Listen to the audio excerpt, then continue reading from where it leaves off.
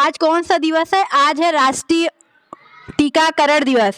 16 मार्च को राष्ट्रीय टीकाकरण दिवस मनाया जाता है, जिसे हम कहते हैं नेशनल वैक्सीनेशन डे। वैक्सीनेशन क्या है? आप देखते हैं कि प्रत्येक माह आपके प्राथमिक विद्यालय में एएनएम के द्वारा छोटे बच्चों को टीकाकरण किया जाता है। आपको यह जानकारी शायद नहीं है कि टीकाकरण से क्या लाभ है और क्या हानि है। हम चाहें तो टीकाकरण ना करें। टीकाकरण करता क्या है? टीकाकरण का मतलब क्या है? आप लोगों ने सुना है उनकी इम्यूनिटी या उनकी रोग प्रतिरोधक क्षमता कम है। तो आप ये जानिए कि टीकाकरण किस तरह से आपके शरीर में काम करता है और उसको क्यों लगाया जाता है। इसी के लिए आज यह दिन सेलिब्रेट किया जाता है। देखिए, आपको हम एक छोटे से एग्जाम्पल के द्वारा बताते हैं। जैसे मान लीजिए किसी बच्चे को फीवर हो रहा है, बुखार हो रहा है, जुकाम हो रही है।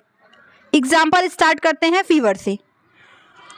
तो जब उस बच्चे को फीवर होता है तो 2 से 3 दिन पहले उसका हाथ पैर दर्द होगा, फिर सिर दर्द होगा, फिर उसके शरीर की जो एंटीबॉडीज़ होती हैं, जो शरीर को उसके प्रतिरोधक क्षमता होती है अंदर से, वह उस बीमारी से लड़ती है बिना दवा खाए। लेकिन जब वो लड़ नहीं पाती, जब वो हार मान लेती, भाई मेरे बस का नहीं है कि मैं इस बीमारी से लड़ पाऊँ, तो जो आपको वैक्सीनेशन कराया जाता है, जो आपको टीकाकरण किया जाता है, उससे सिर्फ इतना अंतर होता है कि आपकी इम्यूनिटी बढ़ जाती है। आपकी इम्यूनिटी बढ़ जाती है। जैसे टाइफाइड का टीका लगता है, पहले नहीं लगता था, अब जब बच्चा 2 साल का हो जाता है तो एक टाइफाइड का टीका लगता है। आप सुनते होंगे जब बारिश आती है तो प्रत्येक बच्चे को तेज बुखार, कपकपी, ये सब होने लगता है। तो डॉक्टर के पास आप जाते हैं तो वो कहता है ब्लड रिपोर्ट लाइए, आपको टाइफाइड हुआ है। कभी कभी ऐसे होता है कि 2-2, 3-3 महीने तक टाइफाइड बना रह जाता है, जिससे प्लेटलेट्स आपकी बॉडी में कम होता है और प्लेटलेट्स कम होने की वजह से बच्चे या किसी व्यक्ति की मृत्यु हो जाती है। इतनी खतरनाक बीमारी है। लेकिन अगर आपको वो टीका लगा है तो बीमार आप होंगे, नो डाउट। ऐसा नहीं टीका लगने से आपको बीमारी नहीं होगी, लेकिन उससे फ़र्क सिर्फ इतना होगा कि आप उस बीमारी से लड़ पाएंगे। जैसे आपको एक छोटा सा उदाहरण हम बताते हैं। जैसे मान लीजिए हम 2-3 बच्चों में लड़ाई करवा दें, सचिन को ले लें, ऋषभ को ले लें या 2-3 लड़कियों को ले लें और कहें तुम लोग मारपीट करो, और 4-5 बच्चों को चाकू दे दें। ये मत सोचना कि चाकू देना है, सिर्फ समझाने के लिए बता रहे हैं। मान डंडा दे दें, 2 बच्चों को डंडा दे दें, 2 बच्चों को कहते हैं डंडे के लड़ो, तो जीतेगा कौन? डंडा वाला कि बिना डंडे वाला? क्यों? क्योंकि उसके पास एक्स्ट्रा ताकत है ना। तो इसीलिए टीके का मतलब यह होता है, अगर किसी बच्चे को बचपन में जितने भी टीके लगते हैं वो सारे टीके सही समय पर लगे हैं, तो वह बच्चा अपनी, जब वो बड़ा होगा या जब बूढ़ा होगा या जब बच्चा ही रहेगा, तो वह क्या कर सकता है? बीमार होगा, लेकिन उस बच्चे में बीमारी से लड़ने की ताकत ज़्यादा होगी। अब आप ये सोचिए कि राष्ट्रीय टीकाकरण प्रोग्राम शुरू कब से किया गया था? तो राष्ट्रीय टीकाकरण प्रोग्राम की जो शुरुआत हुई थी वो हुई थी 1975 में। सोचिए कितने पहले का है ये प्रोग्राम। 1975 1975 में इसकी शुरुआत हुई थी।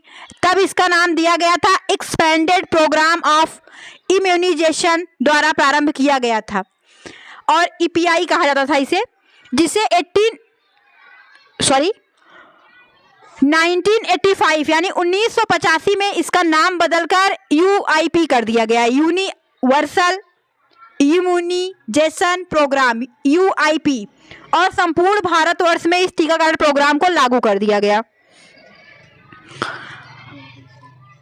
इस प्रोग्राम को लागू कर, अभी देखिए कुछ दिन पहले एक मिशन इंद्रधनुष प्रोग्राम चला था टीकाकरण संबंधित, कि प्रत्येक बच्चा, चाहे वो ग्रामीण परिवेश का हो या शहरी परिवेश का हो, कोई बच्चा ऐसा ना हो जिससे क्या हो पाए, जिसको टीका ना लगे। आप देखो वर्ष तक, कितने वर्ष तक? 5 से 6 वर्ष तक बच्चे को टीका लगाया जाता है। कुछ समझ में आया कि और बताएं? टीके का मतलब समझे आप? कुछ नहीं समझे? किसी बच्चे को समझ में आया? कार्तिक बंद करो 1 मिनट। आप लोगों को आसान तरीके से समझाते हैं, सुनिए। टीकाकरण क्या है, एक परिभाषा में समझ लीजिए आप लोग। जब शरीर की प्रतिरोधक क्षमता यानी कि रोगों से लड़ने की क्षमता बहुत थोड़ी मात्रा में, कितनी मात्रा में, बहुत थोड़ी मात्रा में इंजेक्शन के द्वारा, किसके द्वारा, उस रोग के रोगाणु को आपके शरीर में प्रवेश कराया जाता है, जिससे कि भविष्य में आप उस रोग से लड़ने की क्षमता आपके अंदर ज्यादा आ सके। वही क्या होता है, टीकाकरण।